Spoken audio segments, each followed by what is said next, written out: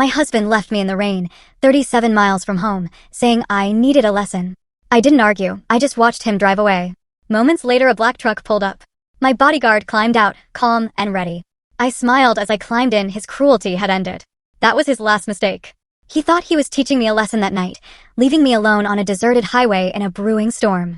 But what Andrew didn't know was that I'd been planning my escape for 8 long months, and his cruel abandonment was just the final, damning piece of evidence I needed to completely dismantle his life.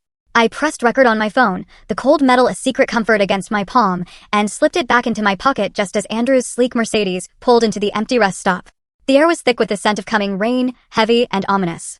"Get out," he said, his voice flat, not even bothering to turn off the engine. "You need a lesson, Amanda. Walking home might teach you some respect." 37 miles. He'd calculated it perfectly. Too far for an Uber, too remote for public transport.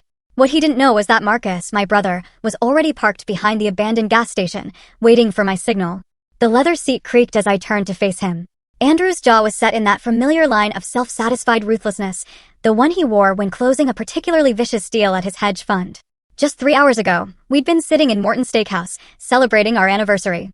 Now, he was abandoning me on a remote stretch of highway, all because I dared to ask why $10,000 had vanished from our joint account. "You're seriously doing this?" I kept my voice steady, letting the phone capture every word. "Actions have consequences, Amanda. You went behind my back, called my accountant, embarrassed me with your paranoid questions. Maybe a long walk in the rain will remind you who manages the money in this family." I thought about the single pearl earring I'd found under our bed 2 days ago, Nane's earring. The $10,000 had probably bought her something pretty, but I didn't mention it. Not yet. Everything had to happen in the right order, just as Marcus and I had rehearsed countless times. "It's going to storm," I said, gesturing at the darkening sky, which now mirrored the tempest inside me. "Then you'd better start walking," he retorted, his fingers drumming an impatient rhythm against the steering wheel. "Unless you want to apologize right now and admit you were wrong." 6 months ago, I would have crumbled. 6 months ago, I still believed our marriage could be saved. But that was before I'd found the second set of books for his company, before the mysterious withdrawals, before discovering he'd been slowly transferring our assets into accounts only he controlled. The moment I'd started asking questions, he'd turned vicious. Tonight was his ultimate escalation, but it was also his biggest mistake. "I'll walk," I said, opening the door. "Smart choice. Maybe by the time you get home, you'll remember your place." I stepped out onto the cracked asphalt.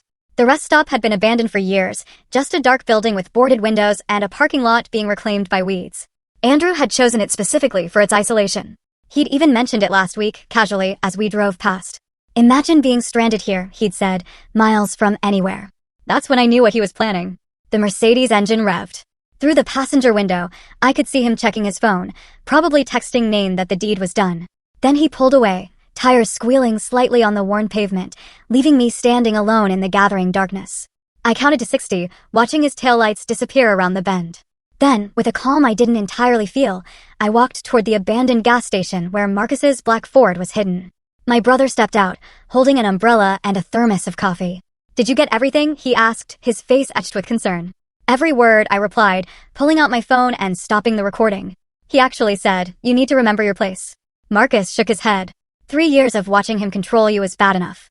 But this, he gestured at the empty rest stop, this is criminal abandonment. Rebecca's going to have a field day with this recording. I accepted the coffee gratefully, feeling the warmth spread through my hands. The rain was starting now, fat drops hitting the cracked concrete. By morning, Andrew would think I'd spent the night walking through a storm, broken and humiliated. He'd expect to find me huddled on our doorstep, ready to beg forgiveness. "Valentina's ready?" I asked. "She's been monitoring the accounts all evening. The moment he transferred that $10,000 this afternoon, she documented everything. The forensic audit goes back 2 years. He's been bleeding money into offshore accounts, probably planning to divorce you once he'd hidden enough. And Rebecca's filing the emergency papers at 9 tomorrow morning." We climbed into Marcus's truck just as the sky opened up, rain hammering against the windshield. I thought about Andrew driving home, satisfied with his cruel lesson, maybe pouring himself a scotch to celebrate putting his wife in her place. He had no idea that 8 months ago, when he'd first started hiding money, I'd hired my own team. Marcus had installed cameras throughout our house under the guise of security upgrades. Valentina, a forensic accountant who specialized in financial abuse cases, had been tracking every penny. Rebecca, one of the city's most ruthless divorce attorneys, had been building a case file that now filled 3 boxes. "The house recordings uploaded successfully," Marcus said, checking his phone. "We've got him on camera last Tuesday, bringing Nane there while you were at your mother's. They used your bed." I felt something cold settle in my chest, but it wasn't heartbreak that had passed months ago. This was a hard, crystalline resolve. He's been planning this for a while, I said. The escalation, the financial control, the isolation from friends, classic abuse patterns. Rebecca says judges don't look kindly on husbands who abandon their wives as punishment. Marcus drove carefully through the storm, taking back roads to avoid any possibility of Andrew seeing us. We'd planned this route weeks ago, even doing practice runs. Every detail mattered. The hotel room was booked under my maiden name, paid for with cash Marcus had withdrawn gradually over 2 months. The clothes I'd need were already there, along with copies of all the documentation. You know he'll come looking for you when you don't show up tonight, Marcus said. Let him, I replied.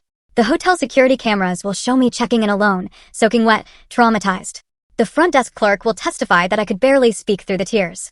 Rebecca had coached me on exactly what to say and how to act. The rain grew heavier as we drove toward the city. Andrew would be home by now, probably on his second drink, maybe calling Nain to brag about teaching me a lesson. Tomorrow morning, he'd wake up expecting to find me broken. Instead, he'd find his assets frozen, his office locked, and federal investigators waiting to discuss the discrepancies Valentina had uncovered in his hedge fund's books. Are you ready for this? Marcus asked as the hotel came into view. I thought about the woman I'd been 3 years ago, independent and successful before Andrew had systematically dismantled my life. I thought about the recording on my phone, his cold voice telling me to get out and walk 37 miles in a storm. I thought about Nain's earring and the empty bank accounts and the prenup he'd hidden in his office that would have left me with nothing. I've been ready for 8 months, I said. He just gave me the final piece of evidence I needed. Marcus pulled up to the hotel's side entrance. I grabbed the small bag we'd prepared, just enough to look like I'd escaped with nothing, and stepped out into the rain. It was time to play the part of the traumatized wife, abandoned and afraid. Tomorrow, Andrew would learn who really needed a lesson. The hotel lobby felt impossibly bright after the darkness outside. Water dripped from my hair onto the marble floor as I approached the front desk, my hands shaking just enough to be convincing. The night clerk, a young woman with kind eyes, immediately reached for a stack of towels. Oh my goodness. Are you all right? She rushed around the counter, wrapping a towel around my shoulders. My husband, I managed, letting my voice crack. He left me at a rest stop. In the storm. I had to walk for miles before someone helped me. Her face shifted from concern to horror. Perfect. Every word would be documented in the hotel's incident report, just as Rebecca had instructed. The clerk guided me to a chair and brought me hot tea while processing my check-in. I gave her my maiden name, Amanda Harrison, and paid with the emergency credit card I'd opened 6 months ago, the one Andrew knew nothing about. Room 412 was small but clean, overlooking the city lights blurred by rain. I locked the door, put the chain on, and finally allowed myself to breathe. Then I pulled out my second phone, the one Marcus had given me, and played back the recording from the car. Andrew's voice filled the room, cold and measured. You think you're so clever, don't you? Calling my accountant behind my back, asking questions about our finances like you'd understand the answers. My own voice, carefully controlled. It's our money, Andrew. I have a right to know where it's going. Our money. His laugh was sharp. I earn it. I manage it. You spend it on overpriced groceries and those ridiculous charity luncheons. $70 for organic vegetables last week, Amanda. $70. I remembered that shopping trip. I'd bought ingredients for the dinner party he'd insisted on hosting for his clients. The same dinner where he'd spent $800 on wine without blinking. The recording continued. You embarrass me at the Morrisons' party, contradicting me about the European markets in front of my colleagues. Where did you even get those opinions? Some morning talk show. I have an MBA from Northwestern, Andrew. I worked in financial services for 5 years before we met. Before I rescued you from that mediocre career, you mean? You were analyzing penny stocks at a third-tier firm. I gave you a life you never could have achieved on your own. I closed my eyes, remembering the woman I'd been at Henderson Investments. I hadn't been analyzing penny stocks. I'd been managing a portfolio worth $30 million. But Andrew had rewritten history so many times, sometimes even I forgot the truth. My phone buzzed. A text from Marcus. Valentina found something. 3 more accounts in the Caymans. He's been moving money for 18 months. 18 months. I thought back to when things had started changing. The sudden interest in separate checking accounts for tax purposes. The financial advisor who appeared without explanation. The documents he'd asked me to sign without reading because it's just routine stuff. Trust me. Another text. This one from Rebecca. Judge Coleman agreed to emergency hearing tomorrow at 2 p.m. Bring the recording. Judge Patricia Coleman had a reputation for seeing through men like Andrew. She presided over 3 high-profile financial abuse cases in the past year, all resulting in favorable outcomes for the wives. Rebecca had specifically waited for her rotation. I changed into the dry clothes from the emergency bag I'd hidden here yesterday, then sat at the small desk and began writing. Not the statement Rebecca would help me polish for court, but notes for myself, reminders of who I really was beneath the person Andrew had tried to create. I wrote about the promotion I'd turned down because Andrew said the travel would strain our marriage. The investment opportunity I'd identified that would have tripled my personal savings if I'd still had personal savings. The friendship with my college roommate that ended when Andrew convinced me she was jealous of our happiness. My phone rang. Andrew's ringtone. I let it go to voicemail, then played the message on speaker, recording it with my second phone. Amanda, this is ridiculous. It's been 3 hours. The lesson's been learned, okay? Call me back and I'll come get you. Don't make this worse than it needs to be. 10 minutes later, another call. This time, his voice was harder. I know you have your phone. Stop being childish and call me back. If you're trying to worry me, it's not working. I'm going to bed. You can find your own way home. But I could hear the edge creeping in. He was starting to realize something was off. I'd always called by now, always apologized, always came crawling back. The silence was breaking his script. At midnight, Nain called. I almost didn't recognize the number, but something made me answer, staying silent. Hello, Amanda? Her voice was uncertain. Andrew asked me to call you. He's worried. He said you two had a fight and you're not answering his calls. He wants you to know he's sorry and you should come home. Andrew never apologized, never admitted fault. That he'd sent his mistress to deliver a fake apology showed how off balance he was. I hung up without speaking. By 1 a.m, the calls were coming every 15 minutes. Andrew, his mother Margaret, even his business partner, James. I documented every single one, their numbers, their times, their increasingly frantic messages. The abandoned wife was supposed to be desperate for rescue, not maintaining radio silence. I ordered room service, charging it to the card. Soup and salad and a glass of wine. Let the receipt show I was composed enough to eat. Let it document that I wasn't falling apart the way Andrew expected. At 2:30, a text came through that made me smile. Not from Andrew, but from our neighbor, Mrs. Chen. Saw Andrew in his driveway with a flashlight looking under your car. Then he drove off fast. Is everything okay? He was looking for my car, not knowing Marcus had moved it to a long-term parking garage across town 2 days ago. Another piece of evidence that I'd been planning to leave, that his abandonment had simply accelerated my timeline. I pulled the curtains aside and watched the storm rage over the city.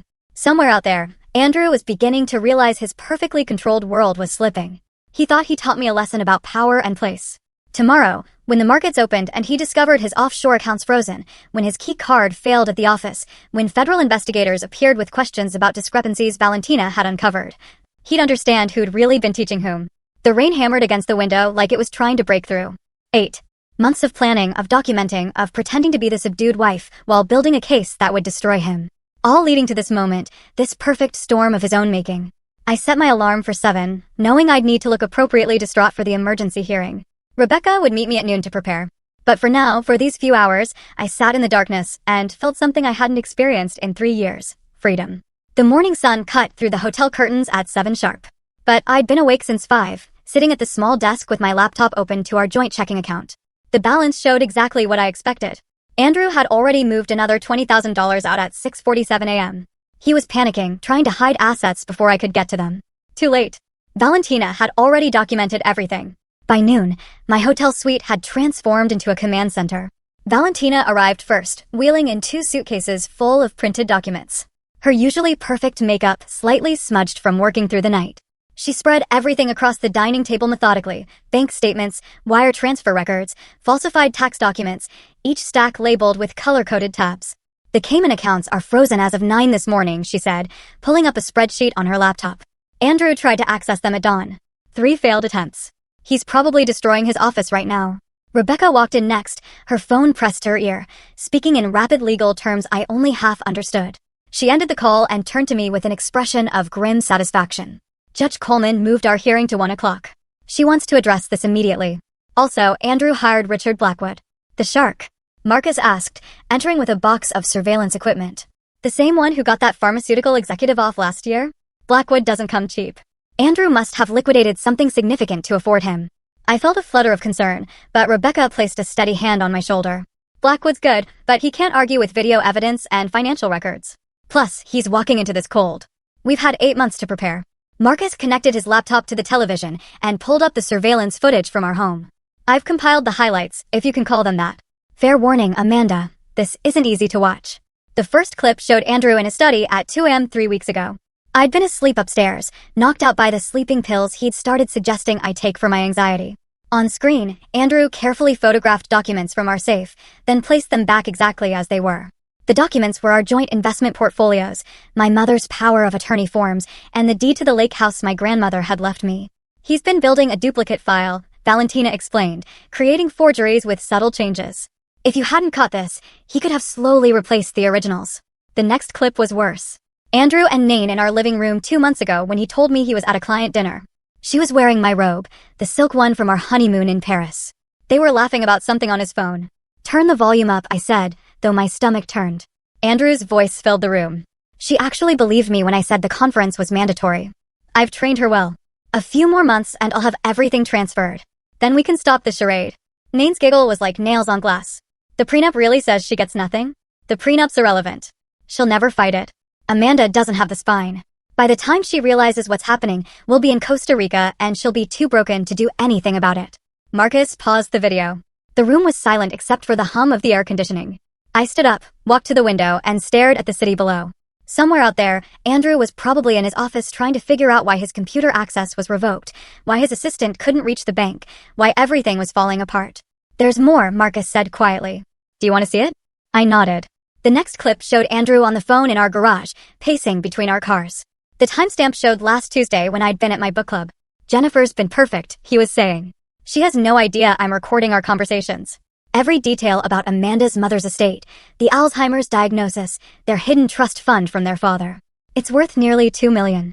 And Amanda doesn't even know it exists. My legs felt weak. Jennifer, my younger sister, whom I'd been protecting from her gambling addiction for years, whom I'd covered for with our parents countless times. She'd been feeding Andrew information about our family, about money I didn't even know existed. When did he contact her? I asked, my voice barely a whisper. Valentina pulled up phone records. First contact was 13 months ago. Regular calls started 10 months ago, always when you weren't home. He's been paying her debts in exchange for information. Rebecca checked her watch. We need to leave for court in 30 minutes. Amanda, are you ready for this, seeing him today? I turned from the window. Show me the rest first. I need to know everything. Marcus clicked to another folder. These are from his office computer. I had a contact in IT pull them before Andrew's access was cut this morning. The screen filled with emails between Andrew and his attorney, dated 6 months ago. The subject line read, Project Fresh Start. Inside were detailed plans for divorcing me, including psychological tactics to make me doubt myself, financial moves to leave me destitute, and even suggestions for gradually increasing emotional abuse to make me more compliant during proceedings. One line stood out. The key is to make her believe she's going crazy, gaslight consistently, hide things, deny conversations, contradict her memories. By the time we file, she'll be too unstable to fight effectively. I thought about all the times over the past year when Andrew had told me I was misremembering things. The dinner reservation I'd made that he swore I'd never told him about. The conversation about visiting my parents that he claimed never happened. The jewelry that went missing then reappeared in strange places. I'd started writing things down secretly, thinking I was losing my mind. It was following a playbook, Rebecca said. This attorney, Douglas Stern, specializes in high-net-worth divorces where one spouse wants to leave the other with nothing. He's currently under investigation by the bar for ethics violations. Valentina pulled up one final document. This is what triggered our emergency filing this morning. Andrew transferred $3.2 million from his hedge fund client accounts into a personal account in Panama yesterday afternoon. Right before he abandoned you, he must have thought he'd have more time before anyone noticed. He was running, I said, understanding flooding through me. The abandonment wasn't just about control. He knew something was closing in. The SEC received an anonymous tip yesterday morning, Rebecca said with a slight smile, about irregularities in his funds reporting. I looked at her. You. Valentina nodded. Actually, once she documented the embezzlement, we had an obligation to report it. The weight of Andrew's crimes was staggering. This wasn't just about our marriage or his affair. He was a criminal who'd been using me as cover while he pillaged client accounts and prepared his escape. The man I'd shared a bed with for 3 years was capable of destroying not just me, but dozens of innocent investors who trusted him with their retirement savings. Judge Coleman needs to see all of this, I said, gathering my strength. Every document, every recording, every piece of evidence. Rebecca smiled, the kind of smile that reminded me why she'd never lost a financial abuse case. She'll see it all. And then Andrew Mitchell is going to learn what it feels like to lose everything. The courthouse corridors were marble and mahogany, designed to intimidate. I walked through them in my sharpest suit, the navy one Andrew had never seen because I bought it last month specifically for this moment.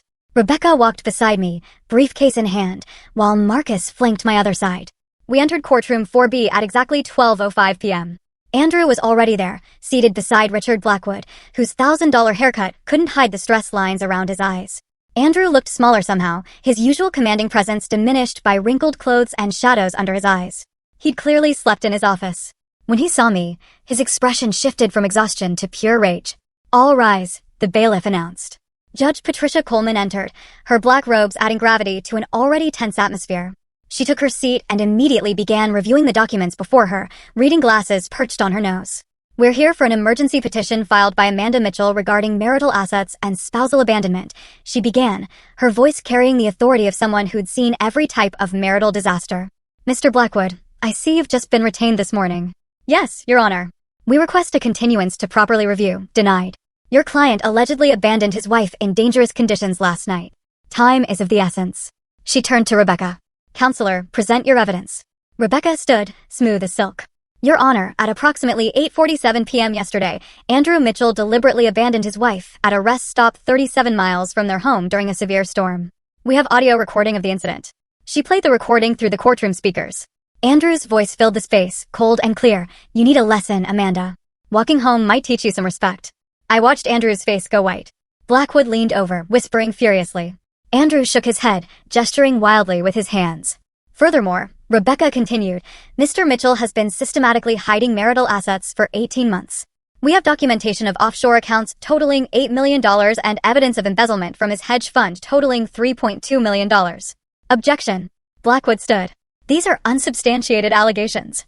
"Then let's substantiate them," Rebecca said calmly, producing a stack of bank documents. Exhibit A through F, Your Honor. Wire transfers to accounts in the Cayman Islands, all initiated by Mr. Mitchell without his wife's knowledge or consent. Judge Coleman reviewed the documents, her expression growing darker with each page. "Mr. Mitchell, did you abandon your wife last night?" Andrew stood, straightening his tie. "Your Honor, there was a misunderstanding. My wife and I had an argument." It's a yes or no question, Mr. Mitchell. I left her at a rest stop, but not during a storm. 37 miles from home. She had her phone. She could have called someone." The judge's eyebrows rose. "How considerate of you." She turned back to Rebecca. "Continue." Rebecca pulled up financial records on the courtroom screen. Mr. Mitchell has also been conducting an extramarital affair with his assistant, Nain Rodriguez, using marital funds to purchase gifts and fund trips. This includes a pearl necklace valued at $12,000, reported as stolen to insurance, but actually given to Miss Rodriguez. My phone buzzed. A text from Marcus. He's here. The courtroom doors opened and Tom Chin from the SEC walked in, followed by 2 federal agents. Andrew's head whipped around, and for the first time I saw real fear in his eyes. "Your Honor," Tom Chin addressed the judge.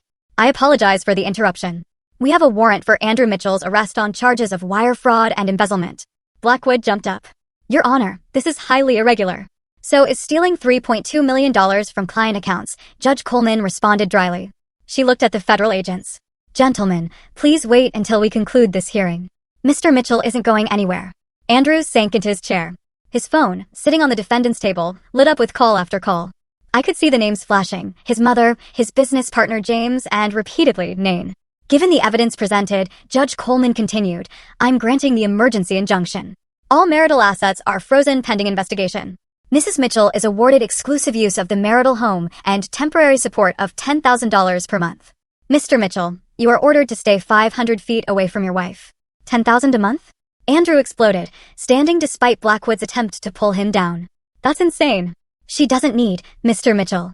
You abandoned your wife in a storm after hiding millions in assets. I'm being generous, not holding you in contempt right now. Sit down." As Andrew collapsed back into his chair, my phone rang. Jennifer's name appeared on the screen. I declined the call, but she immediately called again and again. Rebecca leaned over. "You should document those." I nodded, screenshotting the call log. 17 calls from Jennifer in the past hour. 43 from Andrew since last night. 22 from his mother Margaret. Even a few from numbers I didn't recognize, probably Andrew's colleagues or clients who'd heard about the federal investigation. Tom Chin approached our table while the judge finalized her orders. "Mrs. Mitchell, we'll need your cooperation with our investigation. Your attorney mentioned you have additional evidence." I nodded. 8 months of documentation, financial records, recordings, emails. "Good. Your husband's looking at 15 to 20 years if convicted on all charges." Andrew must have heard him because he suddenly stood again, pointing at me. "You did this. You set me up. This whole thing was a trap." Judge Coleman's gavel came down hard. "Mr. Mitchell, control yourself or I'll add contempt charges. She's been planning this." Andrew continued, his composure completely shattered. "The recording, the documentation. She knew I was going to leave her there. So, you admit to abandoning her? The judge asked. Blackwood physically pulled Andrew back down, but the damage was done. Andrew had just confessed in open court, in front of federal agents, to deliberately abandoning me.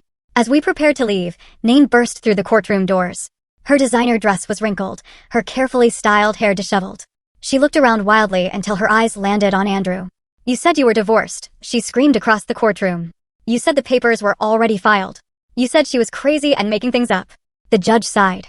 Ma'am, please remove yourself from my courtroom. But Nain wasn't done. She pulled out her phone, waving it in the air. I have text recordings. He promised me we were getting married. He said the money was his. Tom Chin's eyes lit up. He approached Nain carefully. Ma'am, we'd very much like to speak with you.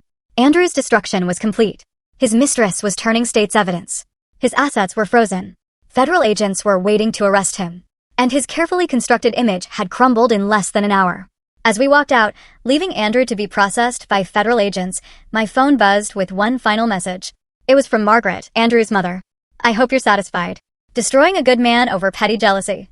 I deleted it without responding. Margaret would learn soon enough that her son wasn't a good man. He was a criminal who'd been exposed, and I wasn't the one who destroyed him. He destroyed himself. The courthouse steps were crowded with reporters when we emerged. Someone had leaked the story, probably a court clerk who recognized Andrew's name from the financial pages. Microphones thrust toward us as Rebecca guided me through the crowd, her hand firm on my elbow. Mrs. Mitchell, is it true your husband stole millions? Amanda, how long have you been planning this? Will you be pressing additional charges? Rebecca stepped forward, her voice cutting through the chaos. My client will not be making any statements at this time. The federal investigation is ongoing. We pushed through to Marcus's truck, and I caught a glimpse of the evening news van setting up across the street. By tonight, Andrew's face would be on every local channel. The golden boy of Minneapolis hedge funds arrested for embezzlement and fraud. Margaret must be dying inside. Back at the hotel, I collapsed onto the couch while Rebecca poured us both water. My phone hadn't stopped buzzing since we'd left court. I scrolled through the messages, each one a different flavor of shock or judgment. A text from my hairdresser, just saw the news. Good for you, honey. From Andrew's golf buddy, Richard, this is all a misunderstanding, right? Andrew would never do what they're saying.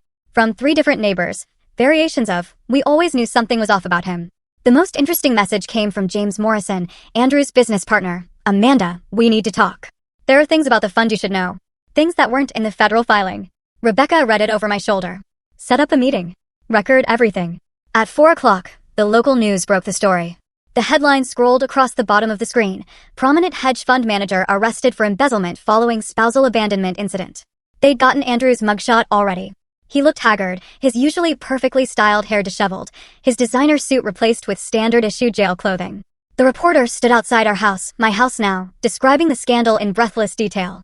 Sources close to the investigation report that Andrew Mitchell allegedly abandoned his wife during last night's severe storm, leaving her stranded 37 miles from home.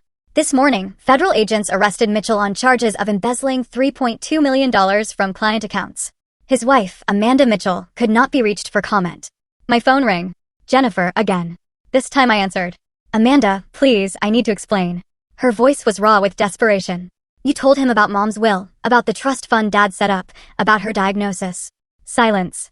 Then quietly, he said he was trying to help. He said you were too stressed to handle the information, that he wanted to protect you. He paid your gambling debts. I didn't know what he was planning. I thought he loved you. He seemed so concerned, so caring. He said you were fragile, that you needed guidance.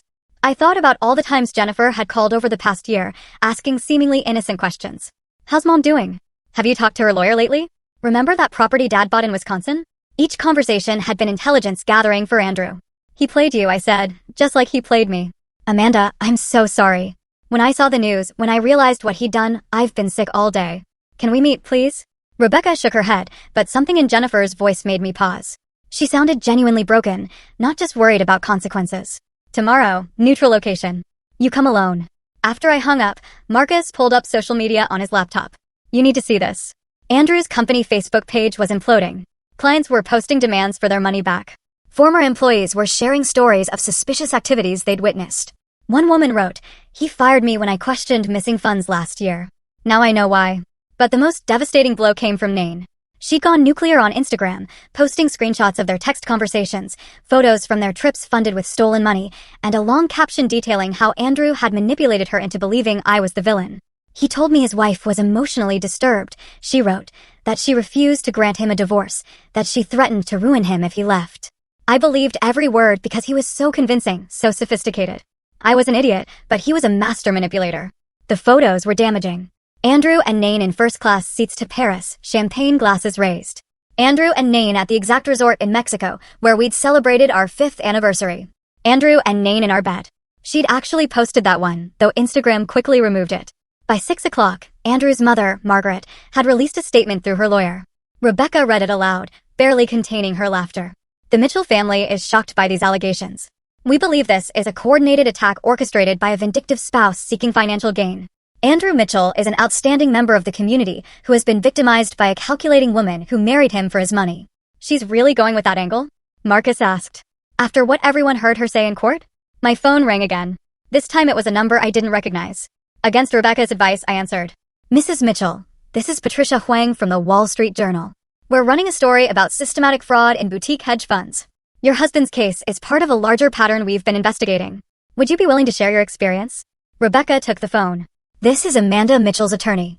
All press inquiries should be directed to my office. She hung up and turned to me. By tomorrow, this will be national news. Andrew didn't just destroy himself. He's taking down an entire network of corrupt fund managers. The FBI is expanding their investigation. I walked to the window, looking out at the city lights. Somewhere in Federal Holding, Andrew was probably meeting with Blackwood, trying to figure out how to spin this. But there was no spinning video evidence, recorded confessions, and millions in stolen money. My phone lit up with one more message. This one from David Brennan, Andrew's biggest client. Mrs. Mitchell, I want you to know that several of us victims are pursuing civil suits against your husband. However, we want to be clear, you are not our target. We know you're a victim too.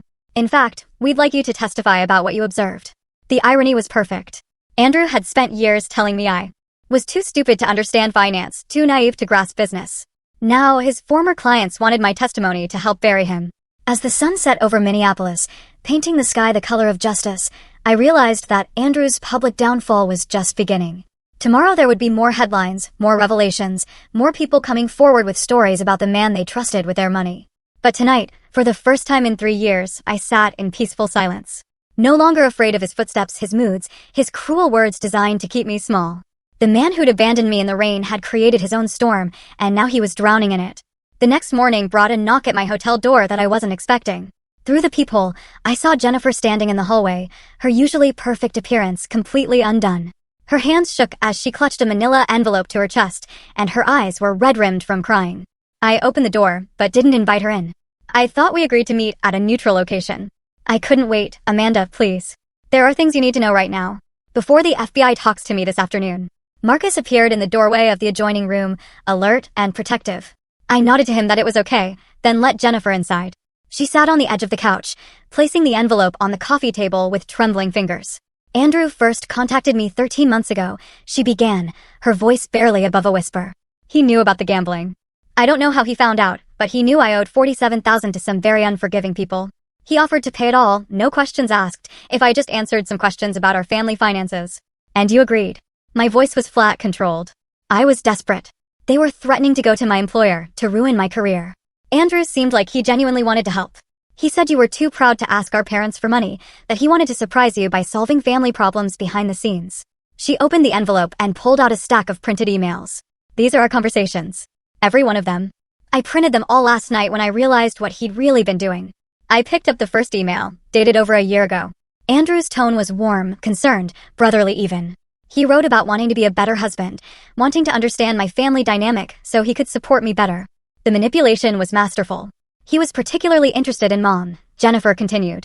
He wanted to know about her health, her mental state, her finances. I thought he was planning something nice for her, maybe paying for better care. You told him about the Alzheimer's. Jennifer nodded, tears streaming down her face. She made me promise not to tell you. She didn't want you to worry. Said you had enough stress with Andrew being so demanding. But he was so persistent, so caring. He said he'd noticed signs and wanted to help. I kept reading. The emails showed Andrew's questions growing more specific over time. What properties did our parents own? Were there any trusts? Who was the executor of their wills? Jennifer had answered everything, believing she was helping her brother-in-law better care for our family. Last month, he asked me to get Mom to sign some papers, Jennifer said. He said they were for insurance purposes, that it would protect her assets if her condition worsened. I actually took them to her, Amanda. Thank God her lawyer was there that day and recognized them as property transfer documents. That's when I started to realize something was wrong. My phone buzzed. David Brennan was calling. I put him on speaker so Marcus could hear. Mrs. Mitchell, I'm sorry to bother you, but this is urgent. I've been going through our client files all night. Andrew wasn't just stealing from the general fund. He specifically targeted our elderly clients, particularly widows. What do you mean targeted? Mrs. Eleanor Hartley, for instance. Her husband died 2 years ago, left her everything with specific instructions that Andrew personally managed her portfolio. Within 6 months, Andrew had convinced her to sign power of attorney documents. She thought she was giving him authority to make trades. He used it to drain her accounts. I felt sick. Eleanor Hartley was 78 years old. I'd met her at several company events. A sweet woman who always talked about her grandchildren. How much did he take from her? $800,000. But here's the worst part. He convinced her she was developing memory problems, that she was forgetting conversations about withdrawals she'd authorized. He gaslit an elderly woman into believing she had dementia. Marcus was already taking notes, documenting everything for Rebecca. This changed the entire scope of the case. Andrew wasn't just a white-collar criminal. He was a predator who specifically hunted vulnerable people. I have recordings, David continued. I started secretly recording our partnership meetings 2 years ago when I noticed discrepancies. I was building a case to take to the authorities, but I was scared. Andrew had connections everywhere. But now that he's already in custody, I want to provide everything I have. After David hung up, Jennifer pulled out one more document from her envelope. There's something else about Dad's estate. Our father had died 5 years ago, leaving what we thought was a modest inheritance split between Jennifer and me. But the paper she handed me showed something different. A trust account in my name alone, established the year before he died. He knew about my gambling even then, Jennifer said quietly. He loved me, but he didn't trust me with money. So, he set this up for you with Mom as the trustee. It's worth about $2 million. Andrew found out about it through me, and he's been trying to access it for months. I stared at the document. $2 million my father had hidden to protect it from both Jennifer's addiction and, unknowingly, from my husband's greed. The account was held at a small private bank in Wisconsin, one Andrew wouldn't have known about without Jennifer's information. We need to go see Mom, Jennifer said. Today. She's been holding on to something for you, something she wouldn't even tell me about. She said she was waiting for the right moment. An hour later, we sat in my mother's room at the memory care facility. She was having one of her increasingly rare clear days. Her eyes bright and focused as she held my hand. I knew what he was the first time I met him, she said, her voice stronger than it had been in months. The way he looked at our house, evaluating everything like he was cataloging assets. The way he steered conversations toward money. Your father saw it too. She reached into her bedside drawer and pulled out a small key. Safety deposit box. First National Bank on Hennepin. Your father put things there the week before he died. Documents. Evidence. Evidence of what, Mom? Andrew tried to forge your signature last year. Loan documents. Property transfers. The bank manager was your father's friend. He called me, sent me copies of everything. It's all in the box. I took the key, feeling its weight. My father had been protecting me even from beyond the grave. And my mother had been standing guard over that protection despite her declining memory. There's more, Mom said, her grip tightening on my hand. The FBI came here yesterday. Not about Andrew's arrest, about something bigger. They said his name came up in an investigation that's been running for 3 years. A network of fund managers who've been systematically defrauding elderly clients across 5 states. The room felt suddenly airless. Andrew's abandonment of me in the rain wasn't just about control or cruelty. He'd known the FBI was closing in. He wanted me broken and compliant because he thought he could use me as either a shield or a scapegoat when everything collapsed. He never expected you to fight back, my mother said, a small smile crossing her face. Men like him never do. They think kindness is weakness. They're always surprised when they learn otherwise. As we prepared to leave, my mother squeezed my hand one more time. Your father would be proud of you. You're stronger than Andrew ever imagined. Driving away from the facility, Jennifer beside me and Marcus following in his truck, I thought about the layers of deception Andrew had built. Each revelation peeled back another level of his criminality. He wasn't just a bad husband or a corrupt fund manager. He was the center of a web of financial abuse that had destroyed dozens of lives. But he'd made one fatal error. He'd assumed that the woman he'd left in the rain would stay there, broken and defeated. Instead, she'd become the storm that would wash away everything he'd built on the suffering of others. The First National Bank on Hennepin stood like a fortress of old money and older secrets. Jennifer waited in the car while Marcus accompanied me inside where the safety deposit box my mother had protected waited in a climate-controlled vault. The bank manager, Mr. Poulson, remembered my father well and handled the key with the reverence of someone who understood he was part of something significant. Inside the box lay a stack of documents that made my hands tremble. Forged loan applications with my signature, dated 6 months ago. Property transfer papers for my grandmother's lake house, which Andrew had apparently tried to sell without my knowledge. Bank statements from accounts I'd never seen, opened in my name but controlled by Andrew. My father had somehow obtained copies of everything, his handwriting on sticky notes explaining what each document meant. One note attached to a forged power of attorney document simply read, "He will try to take everything. Don't let him." Marcus photographed every page while I sat in stunned silence. The scope of Andrew's betrayal kept expanding like ink spreading through water. This wasn't just about our marriage or even the stolen millions. He'd been systematically working to erase my financial existence, to make me completely dependent on him, or worse, to frame me for his crimes if necessary. For months later, I walked into the federal courthouse for the first day of Andrew's criminal trial. The media attention had only intensified since his arrest. News vans lined the street. Reporters called out questions I didn't answer. I wore a charcoal gray suit that had never seen the inside of our shared closet, bought specifically for this moment. Professional, dignified, expensive enough to show I wasn't broken. Andrew sat at the defendant's table in a suit that no longer fit properly. He'd lost weight in federal custody, and his formerly perfect hair had grown out awkwardly. When our eyes met across the courtroom, I smiled. The same serene smile I used to give him over morning coffee when he'd lecture me about my spending. But now that smile carried the weight of everything I knew and everything he was about to lose. The prosecutor, Assistant U.S. Attorney Michael Torres, laid out the case methodically. 12 counts of wire fraud, 2 counts of elder abuse, 1 count of conspiracy to commit financial crimes.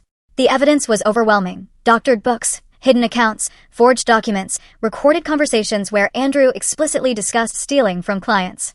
For 11 days, witness after witness took the stand.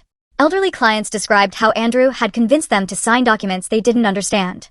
Former employees testified about being ordered to falsify records. The forensic accountant walked the jury through the labyrinth of offshore accounts and shell companies Andrew had created. On day 12, the courtroom doors opened and Nain Rodriguez walked in. She looked nothing like the polished young woman who'd worn my grandmother's pearls. Her designer clothes had been replaced with a conservative dress, her elaborate hairstyle with a simple bun. She'd been granted immunity in exchange for her testimony, and she was about to bury Andrew with it. "Miss Rodriguez," the prosecutor began, "how long were you romantically involved with the defendant?" 18 months, Nain answered, her voice steady but quiet. "And during that time, did Mr. Mitchell ever discuss his business practices with you?" "Yes, frequently." He thought it was amusing to explain how he was moving money around without anyone noticing. He called it playing three-dimensional chess while everyone else played checkers. She produced recordings from her phone, conversations where Andrew bragged about targeting elderly clients, about hiding money from me, about his plans to disappear to Costa Rica once he'd accumulated enough. In one recording, his voice clear and damning, he said, "Amanda's the perfect cover. Sweet, trusting, asks no questions. By the time she figures out what's happening, I'll be gone and she'll be left holding the bag." But Nain's most devastating revelation came near the end of her testimony. 3 weeks before his arrest, Andrew told me he was planning to leave me, too. He had another woman in Costa Rica, someone he'd met online. He was going to abandon me, just like he abandoned his wife. The look on Andrew's face was worth every moment of pain he'd caused me. His jaw dropped. His attorney frantically whispered in his ear, but the damage was done. His mistress had just revealed that he'd been playing everyone, including her. The next day brought another shock. A young man named Christopher Walsh took the stand. 22 years old, with Andrew's same sharp jawline and calculating eyes. The prosecutor established his identity quickly, Andrew's son from a college relationship whose existence Andrew had hidden for over 2 decades. "My mother has been receiving payments from Andrew Mitchell for 22 years, Christopher testified. $1,500 a month to keep quiet about my existence. She has records showing the money came from his client accounts." I watched Andrew shrink in his chair. As Christopher continued, he told my mother that if she ever contacted his family or went public, he'd destroy her reputation and ensure she never worked in finance again. She has that threat in writing. The prosecutor introduced 22 years of bank records, showing regular payments from the same accounts Andrew had been pillaging. He'd been stealing from elderly clients, not just for luxury and escape, but to hide the evidence of his past. Andrew's defense attorney tried to object, arguing this was prejudicial and irrelevant to the financial crimes. But Judge Coleman overruled him. It establishes a pattern of deception and financial malfeasance spanning the defendant's entire adult life. On the final day of testimony, Andrew made the catastrophic decision to take the stand himself. Against his attorney's visible protests, he stood and walked to the witness box, still believing he could talk his way out of this. For 2 hours, he tried to spin a narrative where he was the victim. He claimed I'd known about the affairs and approved. He insisted the elderly clients had authorized every transaction. He portrayed himself as a brilliant financial mind who'd simply made some bookkeeping errors. Then the prosecutor began his cross-examination, and Andrew's composure cracked like ice under pressure. When confronted with the recordings, he claimed they were taken out of context. When shown the forged documents, he suggested I might have created them. When presented with evidence of the hush money to Christopher's mother, he actually said that was a personal matter unrelated to my business. The jury deliberated for less than 3 hours. As the foreman stood to read the verdict, I held Marcus's hand on one side and Rebecca's on the other. On count 1, wire fraud, we find the defendant guilty. On count 2, wire fraud, we find the defendant guilty. By the time they reached count 15, Andrew had put his head in his hands. Guilty on all charges. The man who'd left me in the rain 37 miles from home was about to learn what real abandonment felt like. 2 weeks later, we returned for sentencing. Judge Coleman, the same woman who'd overseen our emergency hearing months ago, looked down at Andrew with undisguised contempt. Mr. Mitchell, you targeted the most vulnerable members of society. You betrayed the trust of clients, colleagues, and family. You showed no remorse, accepting no responsibility, even when confronted with overwhelming evidence of your crimes. This court sentences you to 96 months in federal prison without the possibility of early release. 8 years. Andrew would spend 8 years behind bars. As the bailiffs prepared to lead him away, he turned to me one last time. This isn't over, he mouthed. I stood and spoke clearly, knowing the courtroom microphones would capture every word. You're right. The civil suits start next month. The bailiffs led Andrew away in shackles, and I walked out of the courthouse into a September afternoon that felt like the first day of spring. The civil suits would indeed start next month, with 17 of Andrew's victims seeking restitution, but that was Rebecca's battlefield. Now, I had something more important to build. The whistleblower reward came through 6 weeks after Andrew's sentencing. $1.2 million for providing information that led to the recovery of stolen funds. Combined with the assets the court awarded me and the trust fund my father had protected, I suddenly had the resources to do something meaningful with the pain Andrew had caused. Marcus found the building first, a renovated Victorian in Minneapolis's Whittier neighborhood that had previously housed a law firm, 3 stories, 8 offices, a conference room large enough for group sessions, and most importantly, multiple exits. Something women escaping dangerous situations would need. We signed the lease on a Thursday. By Monday, the Phoenix Foundation had its home. We need proper security systems, Marcus said, walking through the empty rooms with his tablet, making notes. Panic buttons in every office, secured entry, surveillance that actually protects people instead of monitoring them. Valentina arrived with boxes of filing systems and encryption software. I've already had 3 forensic accountants reach out wanting to volunteer their services. Word's spreading in the financial community about what we're doing. Rebecca had taken a leave of absence from her practice to help establish our legal aid program. We need to be careful about how we structure this, she said, spreading incorporation documents across the conference table. We're going to be dealing with dangerous situations, angry spouses, potential legal retaliation. Everything has to be bulletproof. Within a month, we had our first client, Maria, a teacher whose husband had hidden their savings and threatened to report her to immigration services if she tried to leave, even though she was a citizen. Valentina found the money. Rebecca filed the papers. Marcus arranged safe transportation. I sat with Maria while she cried, remembering my own tears in that hotel room the night Andrew abandoned me. Jennifer arrived at the foundation on a rainy Tuesday, 3 months sober and carrying a box of donuts as a peace offering. I want to help, she said simply. I know what it's like to be manipulated, to be so desperate you betray people you love. Maybe I can help others see the signs before it's too late.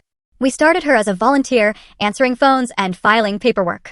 But Jennifer had a gift for talking to women who called in crisis. She understood desperation and shame in ways that even trained counselors sometimes missed.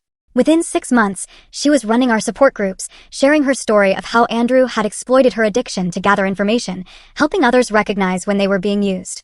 My mother came to visit on one of her clear days, Marcus driving her carefully through the city she'd once known so well. She sat in my office looking at the framed photos on the walls, women who'd given permission to share their success stories, faces beaming as they stood in front of new apartments, at graduation ceremonies, with children they'd managed to keep safe. Your father would be so proud, she said, touching a photo of a woman who'd escaped with 3 children and was now in nursing school.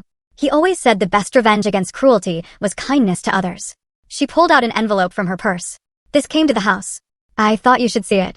Inside was a newspaper clipping from the prison newsletter. Andrew had been elected treasurer of the Inmates Investment Club. Even behind bars, he was trying to maintain his image as a financial genius. I almost laughed at the absurdity of it.